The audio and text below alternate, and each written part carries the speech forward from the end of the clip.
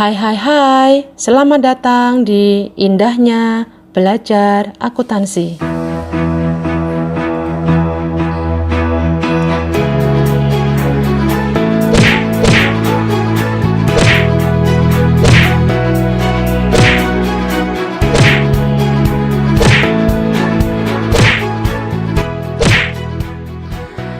Pada kesempatan hari ini, kita akan belajar mata kuliah Lab Komputer Akuntansi menggunakan program Mayop versi 19.6 bersama Indahnya Belajar Akuntansi.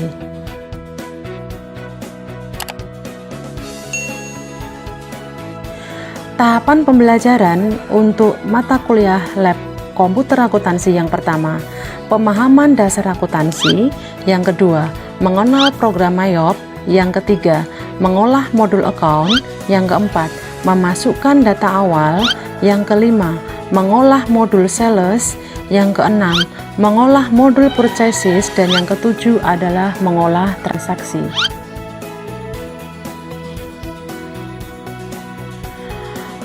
Kita mulai dari prosedur kerja Mayop. Yang pertama adalah membuat data perusahaan. Yang kedua, mengentri saldo awal periode. Yang ketiga, mengentri bukti transaksi. Yang keempat, mengentri data penyesuaian di akhir periode jika dibutuhkan. Dan yang kelima adalah mencetak laporan keuangan dan laporan-laporan keuangan lain.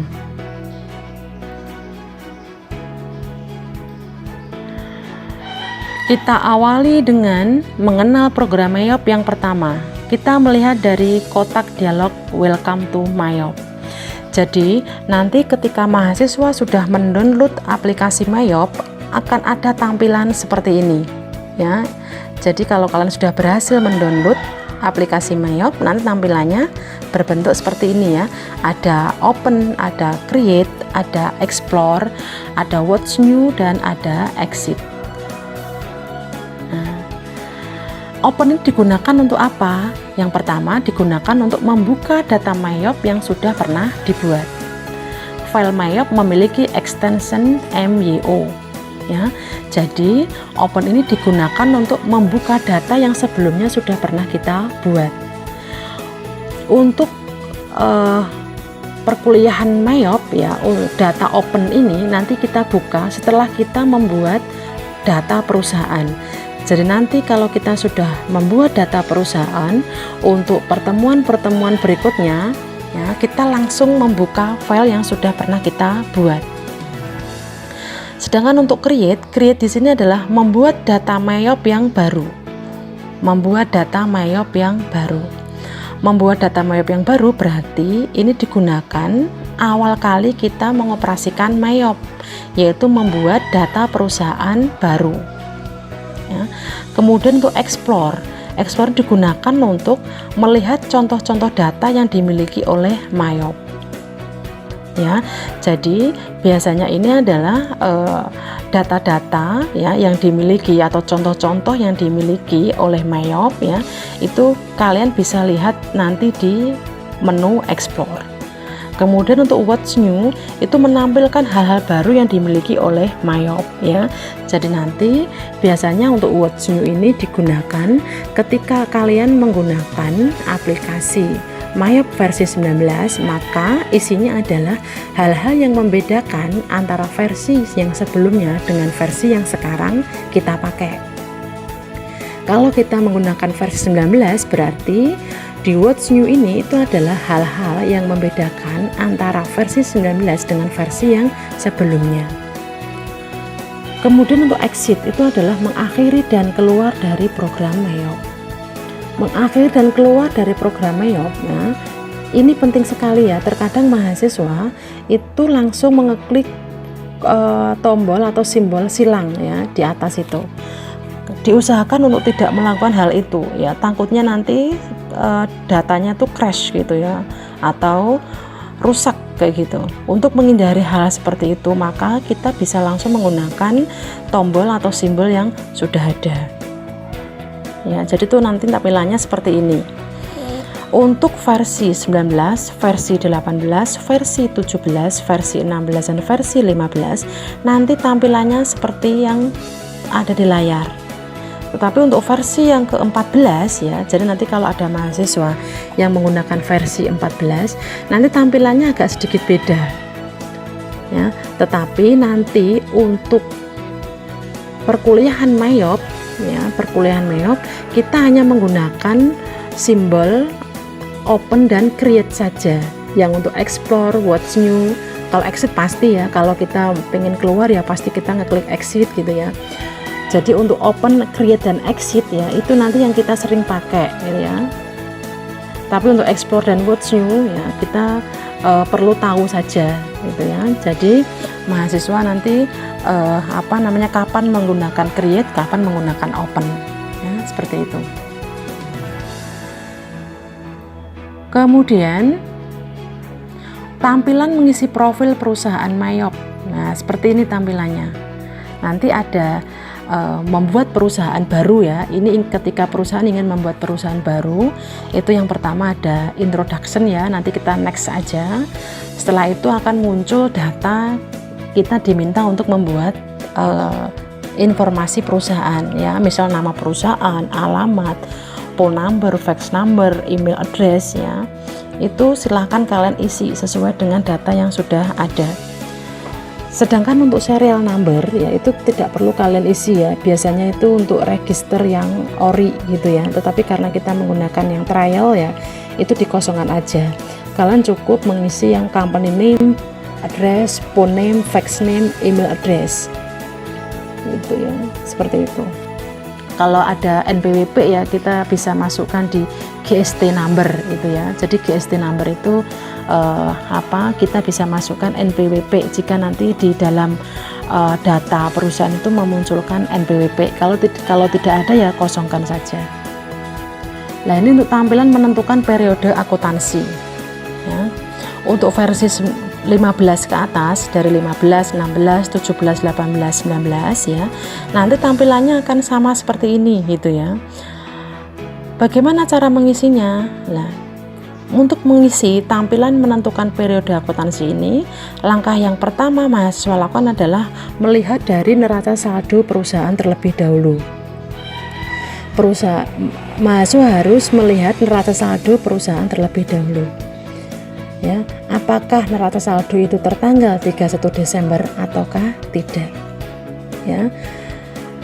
Perbedaannya nanti seperti apa Bu Tio dengan versi yang di bawah 15? Kalau yang versi 14 nanti untuk yang number of accounting period yang paling bawah ini itu ada number of accounting period ya. Itu nanti untuk versi yang 14 itu tidak ada ya, tidak disebutkan itu. Kalau tidak disebutkan ya langsung next aja gitu ya. Tapi kalau untuk 15 ke atas nanti ada tampilannya seperti ini ya, persis seperti yang di tampilan monitor.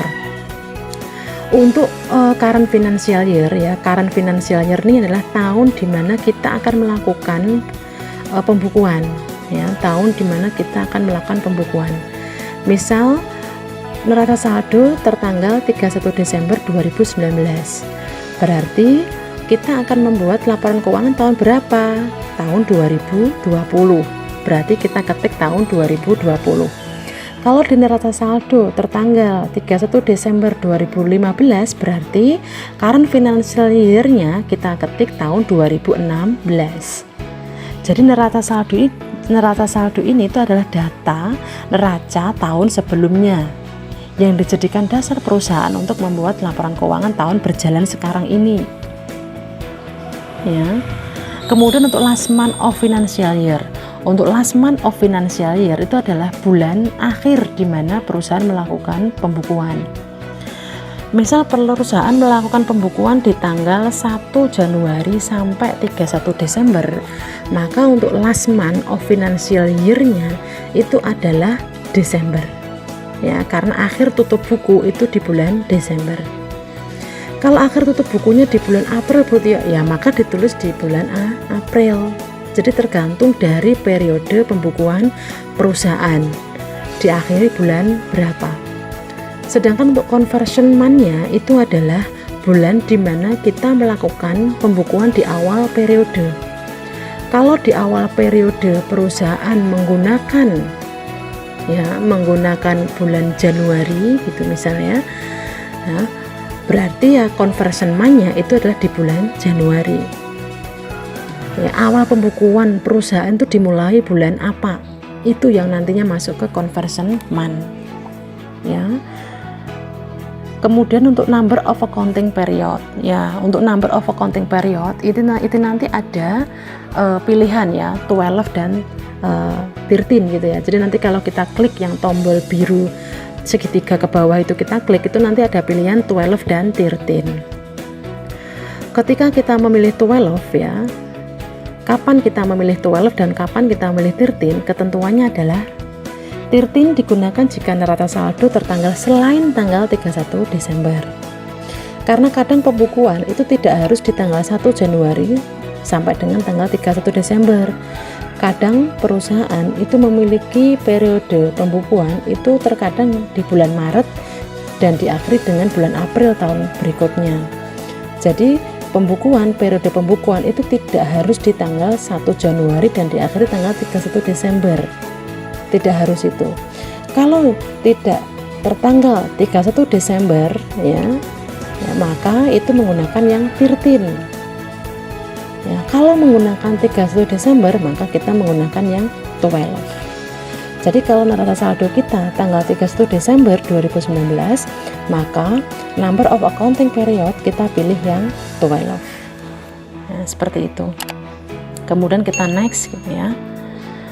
Nah, nanti ini ada 3 pilihan ya. Ini nanti ada 3 pilihan.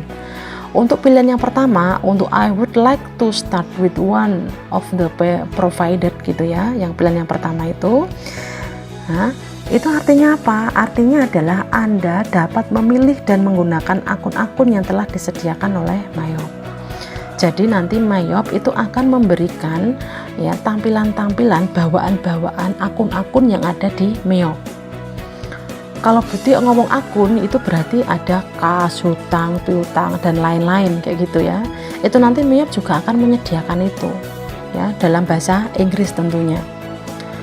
Ya. Kalau memang kita menginginkan itu ya berarti kita klik di poin awal. Jadi nanti kalau kita sudah meng-create data perusahaan itu nanti kita akan diperlihatkan dengan akun-akun yang dikasih oleh Mayop, bawaan Mayop itu nanti kan banyak sekali akun-akun bawaannya.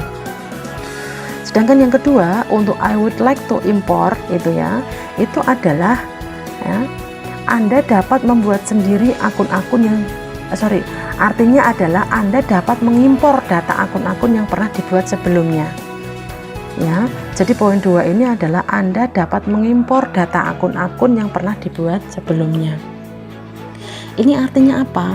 Berarti sebelum Anda meng-create perusahaan sekarang ini, sebelumnya Anda pernah membuat data-data akun-akun yang ada di Mayop. Kalau Anda sebelumnya sudah membuat akun-akun di Mayop, silahkan kalian langsung menggunakan poin nomor 2. Jadi nanti kalian tidak perlu untuk mengetik lagi karena sebelumnya sudah ada akun-akun yang pernah kita ketik gitu. Silahkan kalian langsung mengeklik poin 2. Kalau yang poin 3, I would like to build ya, itu artinya adalah Anda dapat membuat sendiri akun-akun yang akan digunakan. Jadi nanti kalau kita mengeklik poin 3 itu nanti poin tampilan di Mayop itu akun-akunnya akan sedikit gitu ya. Karena nanti kita harus melakukan pengetikan sendiri kayak gitu ya, mengisi akun-akun secara mandiri gitu ya. Sehingga untuk latihan ini nanti kita lebih baik menggunakan poin yang nomor 3 ya. Kalau yang pertama nanti kita akan kesusahan ketika nanti kita membuat jurnal di akhir-akhir langkah mengaplikasikan Mayop ya. Jadi nanti ada data banyak, kita disuruh memilih akun mana yang nantinya cocok untuk jurnal kita. Daripada seperti itu, kita kebingungan seperti itu, alangkah baiknya kita langsung membuat yang poin ketiga itu. Jadi benar-benar akun-akun yang kita butuhkan itu adalah akun-akun yang kita buat gitu, sesuai dengan data yang dimiliki oleh perusahaan. Nah, ini adalah tampilan menentukan folder penyimpanan Mayop, mengisi data perusahaan gitu ya, dan memilih mana kita mengeklik data dari 3 pilihan tadi gitu ya. Nanti kita akan diminta untuk memilih ya, digunakan untuk memilih lokasi penyimpanan di disk kalian ya. Untuk versi 14 ya, untuk versi 14 biasanya penyimpanannya pada library Mayop itu sendiri ya. Library yang ada di Mayop itu sendiri itu nanti akan tersimpan secara otomatis, karena nanti penyimpanannya malah langsung di Mayop itu sendiri gitu ya. Jadi nanti kalau kita ingin membuka program data perusahaan ya, kita langsung diklik gitu di tampilan awal tadi gitu ya, akan kelihatan nanti di tampilan awal. Tetapi kalau kita ingin menggunakan versi yang 15, 16, 17, 18, 19 ke atas ya, nanti kita diminta untuk memilih lokasi penyimpanan. Biasanya penyimpanan ini bisa dilakukan di PC yang kita pakai, atau laptop yang kita pakai, atau komputer yang kita pakai. Oke, langkah berikutnya adalah tampilan langkah terakhir New Company File Mayop versi 19.6. Jadi nanti kalau data sudah disimpan ya, maka akan ada tampilan seperti ini. Ada 2 pilihan, itu ada Setup Assistant dan ada Command Center. Nah, nanti kita lebih memilih ke Command Center ya. Kita memilih ke Command Center. Kenapa kita tidak memilih yang Setup Assistant, Bu Tio? Misal kalau kita memilih yang Setup Assistant itu untuk mengatur setting Mayop secara global. Jadi nanti biasanya ini digunakan oleh perusahaan-perusahaan gitu ya, yang akan menggunakan versi Mayop, kemudian distandarkan dengan kepentingan dari perusahaan itu sendiri ya, distandarkan dengan program Mayop yang sudah ada. Tetapi nanti kita ya, untuk latihan ini kita menggunakan Command Center aja ya, kita tidak perlu untuk mengatur setting Mayop secara global ya. Kita klik Command Center, kemudian muncul jendela Command Center ya. Nanti akan muncul jendela Command Center seperti ini ya. Di situ ada banyak menu gitu ya, ada banyak menu. Nah, untuk yang atas itu namanya menu bar ya, ada file, edit, list, Command Center, setup, report ya, itu adalah Command Center. Kemudian untuk yang send out to account, account list, transfer money, record journal entry, itu namanya Command Button ya, itu namanya Command Button. Kemudian ada yang to do list sama find transaction, report, dan analyze, itu masuk ke Command panel ya, itu adalah jendela atau menu Command panel. Kemudian untuk yang account, banking, sales, purchases, inventory, dan cut file, itu untuk modul. Di buku pegangan ada informasi-informasi ini itu ya. Jadi nanti untuk baik menu bar, command button, command panel, modul ya, itu nanti semuanya akan dipakai dalam proses pengaplikasian ya, program Mayop ya. Ini baik versi yang 14, 15, 16, 17, 18, 19, semuanya nanti akan muncul tampilan seperti ini. Kemudian untuk tampilan jendela account list ya, nah nanti akan muncul tampilannya seperti ini. Lah ini sama ada korelasinya ketika Bu Tio ada yang 3 pilihan tadi. Kalau kita ngeklik yang pertama itu ya, yang bawaan Mayop, itu nanti akan muncul banyak akun-akun bawaannya Mayop seperti ini. Di sini nanti ada all account, berarti all account itu gabungan dari aset, liability, equity, income, cost of goods sold, ada expense, dan lain-lain. Itu nanti semuanya akan ngumpul di all account. Tetapi kalau kita ingin mengeklik yang account ya, aset ya, berarti itu hanya berisi aset. Kalau kita klik yang di menu liability, berarti itu akan muncul yang khusus untuk hutang saja atau liability saja, dan berikutnya itu ya. Tapi nanti kalau kita ingin memilih yang able tadi ya, yang poin yang ketiga tadi, nanti ini tampilannya ini nggak begitu banyak seperti ini tampilannya, tapi tampilannya hanya sedikit saja karena nanti kita sendiri yang mengisi. Jadi alangkah baiknya kita memilih poin yang ketiga yang kita meng-create sendiri akun listnya, jadi nggak terlalu banyak seperti ini. Dan ketika kita ingin membuat atau mengisi account, kita pilih langsung per accountnya aja. Misal aset, langsung klik aset. Ketika kita ingin mengisi hutang ya kita langsung klik yang di liability. Kalau kita langsung mengklik modal yang berarti yang di equity dan lain-lain sampai berikutnya itu ya.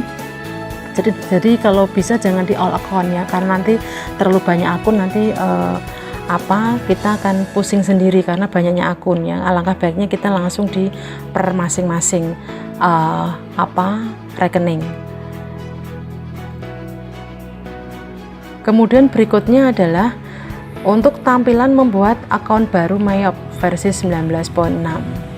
Nah, ini kalau kita ingin membuat akun yang baru, nanti tampilannya akan kelihatan seperti ini ya. Bentuk-bentuknya akan seperti ini, bentuk-bentuknya untuk tampilan akunnya. Kemudian untuk yang tampilan memasukkan saldo hutang ya, nanti tampilannya juga akan seperti ini tampilannya. Ini secara umum aja, jadi nanti langsung kita ke praktikum aja. Ini hanya pengenalan secara umum bentuk-bentuk model aplikasi yang ada dalam Mayop itu seperti apa ya. Ini adalah tampilan untuk model hutang. Jadi nanti kalau kita mengisi hutang, nanti kita memasukkannya pada menu atau tampilan yang seperti ini. Berikutnya ini adalah tampilan memasukkan saldo piutang. Lah ini adalah saldo piutang. Nah, nanti modelnya juga akan seperti ini ya.